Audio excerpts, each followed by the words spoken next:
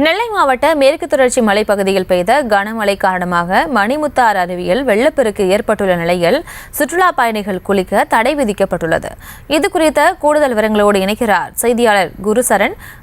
வணக்கம், விவரங்களை வழங்கலாம். வணக்கம்.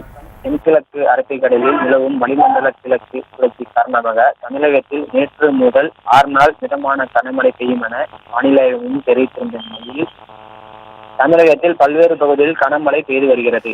இந்த நிலையில் திருநெல்வேலி மாவட்டம் கடந்த 2 தினங்களாக மிதமான மழையும் கனமழையும் பெய்து வருவதால் மேற்கு தொடர்ச்சி மலையில் அமைந்துள்ள மணிமுத்தாறு அருவிக்கு மேல் பகுதியில் மாஞ்சோலை, ஊத்து, காக்காட்சி, நாலுமுத்து ஆகிய பகுதியில் கனமழை பெய்து வருகிறது.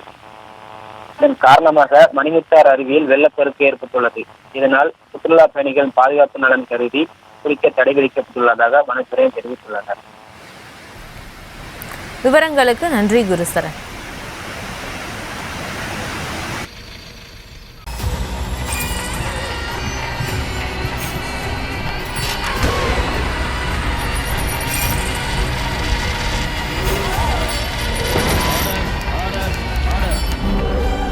நிகழ்தகவு குற்றங்களின் மறுபரிமாணம்.